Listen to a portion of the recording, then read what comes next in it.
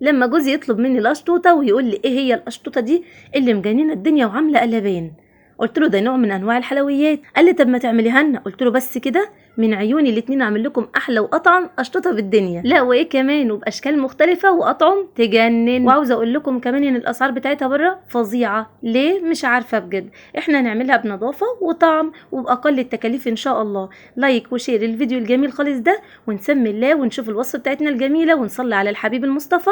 اللهم صل وسلم وبارك عليك يا حبيبي يا رسول الله. في الطبقه الاولى بتاعتنا الرز بلبن او الرز بحليب، بنعمله كده زي ما احنا ما شايفين وعملناه مع بعض قبل كده، فما حبيتش اطول عليكم في الفيديو، فهسيب لكم الرابط بتاعه في صندوق الوصف. وللطبقه الثانيه معايا طبقه الكيك، وفي بوله تكون جافه ونضيفه تماما، وهبدا ان انا انزل فيها ب5 بيضات، عليهم معلقه كبيره من الخل، معلقه صغيره من المحسن جل، ولازم ناخد بالنا كويس جدا محسن جل يكون شفاف مش ابيض، ونص كوبايه من الميه عاديه جدا من الحنفيه، ومعايا كمان نص كيلو من دي الاسبونج الجاهز، الاسبونج الفانيليا. لو حابه تستخدمي الكيك العادي او دي الاسبونج البيتي مفيش مشكله خالص، تقدري تعملي اللي انت حباه، ولكن في الوصفه دي افضل ان انا استخدم الاسبونج الجاهز، بيبقى حلو جدا وطعمه لذيذ خالص. نزلنا بذره الملح ودي ما بننساهاش خالص، وبنقلب الخليط بتاعنا زي ما احنا ما شايفين كده، ومن وقت للتاني بنوقف المضرب ننزل جناب واحرف البوله بتاعتنا، وبعدين نرجع نخفق من تاني.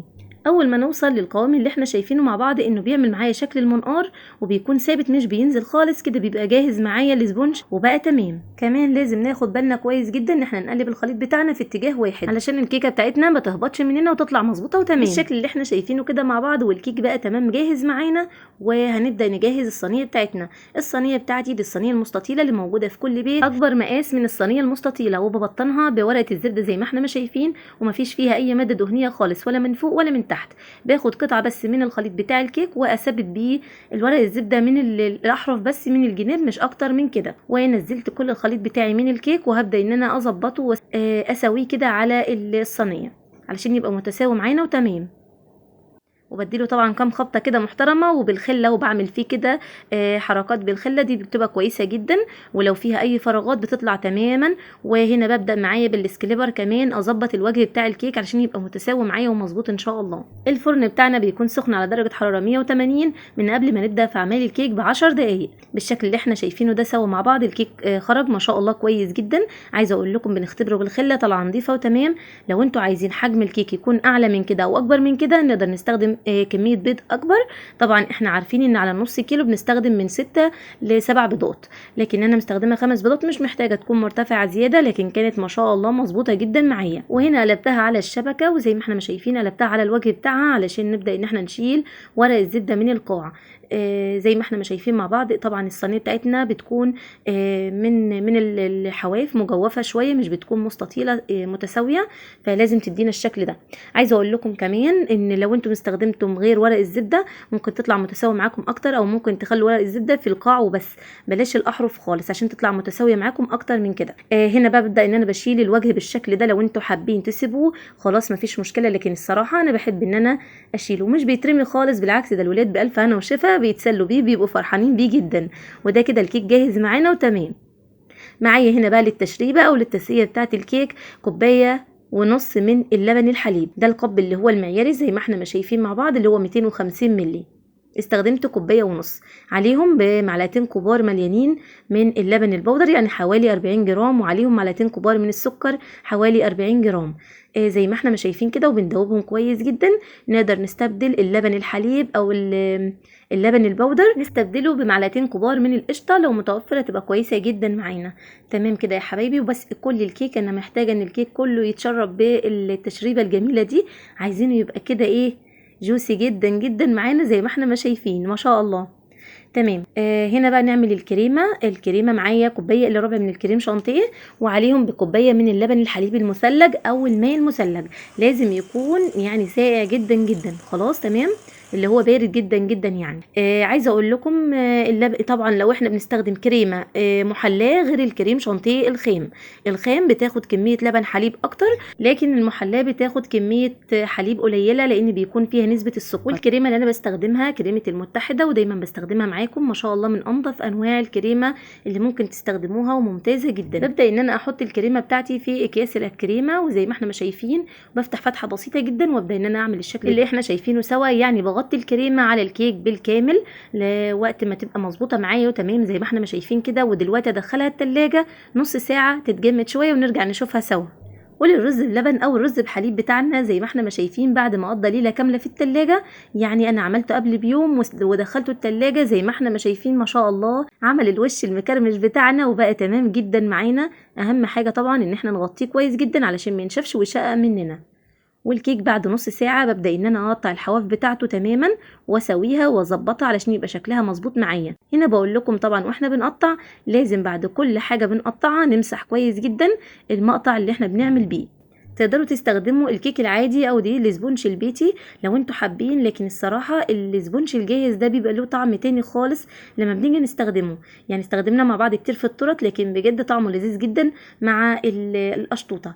وهنا ببدا ان انا اقطع على قد الاطباق بتاعتي. عايزه اقول لكم الاطباق دي يعني الحجم الصغير كان ب3 جنيه والحجم الكبير كان ب4 جنيه، يعني ما شاء الله مش مكلف خالص. انا كان عندي الواحد اللي هو الكبير ده واشتريت الاربعه الصغيرين.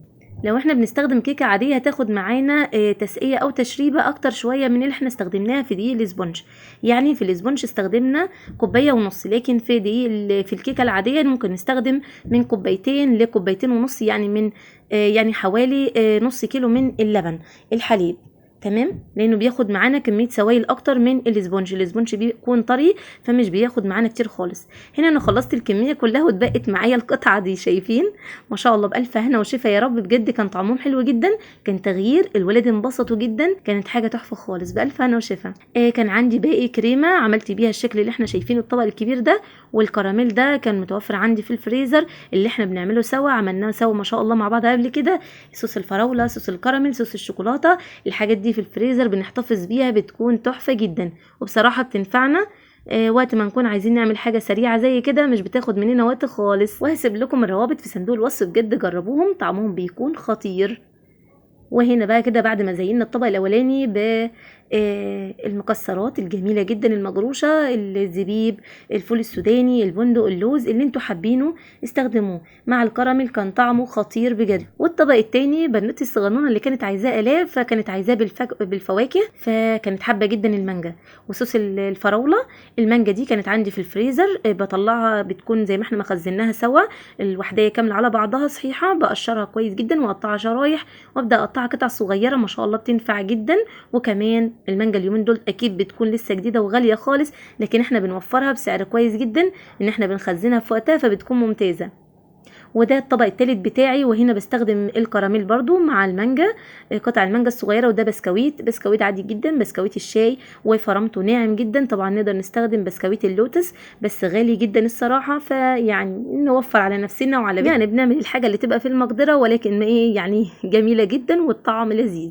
والطبق الاخير معايا ودي بنوتي كانت عايزاه، نص كراميل ونص صوص فراوله. شايفين بقى يعني اعملوا الاشكال الجميله واللي نفسكم فيه كله باقل حاجه ان شاء الله بتكون ممتازه جدا معانا، وكمان حاجه نظيفه وجميله موفره، يعني ما شاء الله بالف هنا وشفا يا رب. واكيد لما تعملوها ان شاء الله هتحبوها جدا وهتعرفوا ان هي اوفر واحلى واجمل كتير من اللي بنشتريها من بره.